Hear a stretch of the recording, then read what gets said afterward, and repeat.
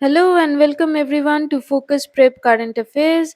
As I had told you that I will bring a separate video on BRICS Summit, I have brought this. Okay, so here we will explain all the important terms and important concepts regarding this BRICS Summit that you need to understand. There were a lot of important points discussed, and also I will explain to you all the important static GK points that you need to know about the BRICS itself. Okay, so let's start today's video.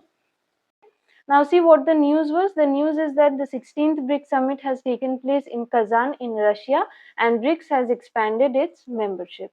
Okay, so the 2024 BRICS summit, this was held in Kazan, Russia from October 22 to 24th.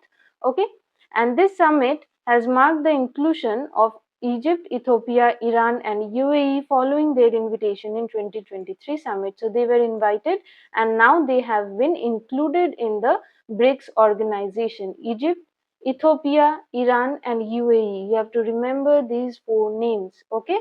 And where is it being held? It is being held in Kazan, Russia. All right. And where was it held last year? Last year in 2023. Last year it was held in South Africa. Okay.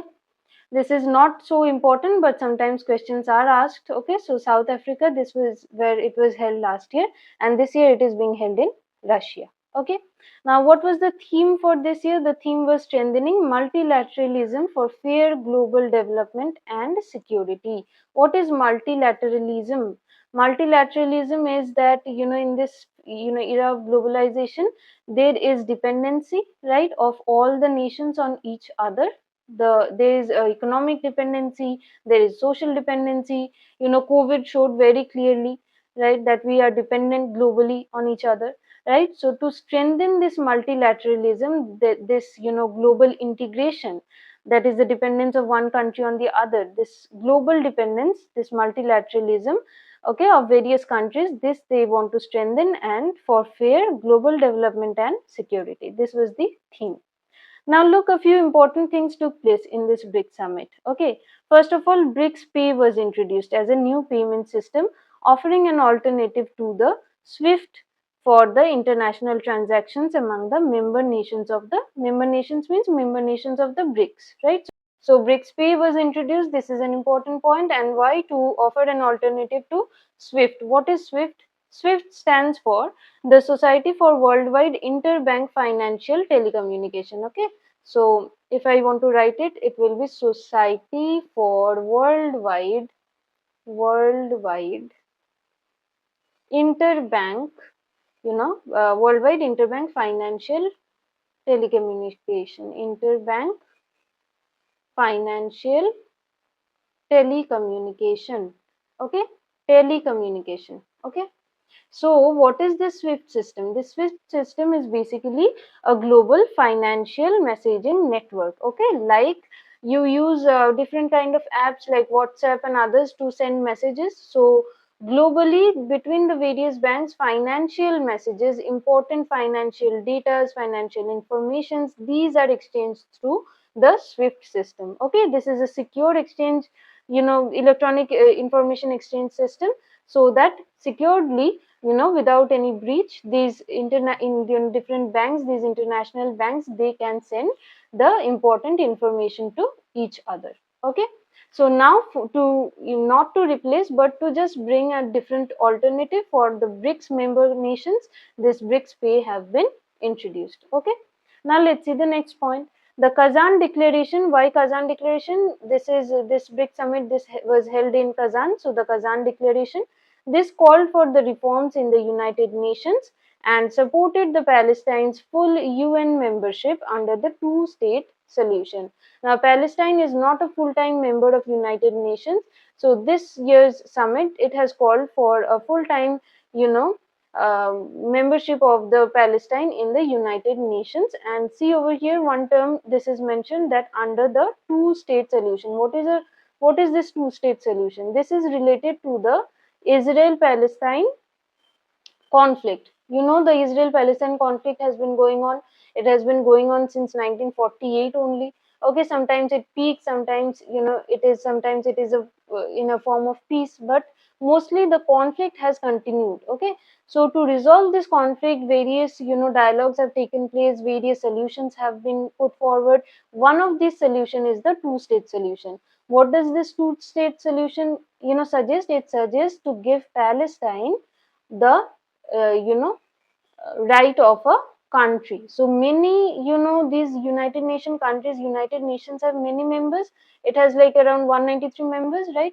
Out of these members of the United Nations, all the countries do not consider Palestine as a country. Okay, so this two-state solution, this suggests that we should give Palestine the status of a country. Israel should be a country, Palestine should be a country, and that way we can resolve the conflicts. But that is yet in the process. Okay, so this was in Kazan declaration also, this was suggested that United Nations should give Palestine a full membership, okay, as a country. Okay, now discussions were also held for the use of one national currency for the trade among the BRICS countries.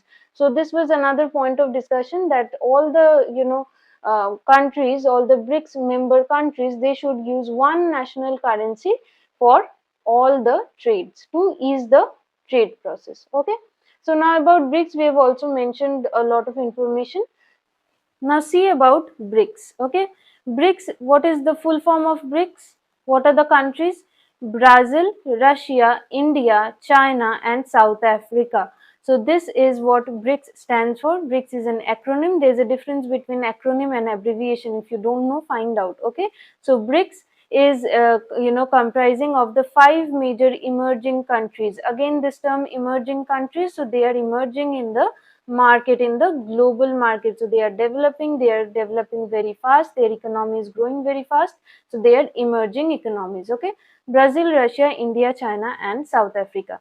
Now it started as BRIC, okay, with the founding members, and South Africa joined in 2010, making it BRICS. Okay, so it was this term BRIC, this was first coined by economist Jim O'Neill in 2001. Okay, and it started as BRIC, and in 2010 finally South Africa also joined and it became BRICS. Okay, this term was coined by economist Jim O'Neill. This point is important.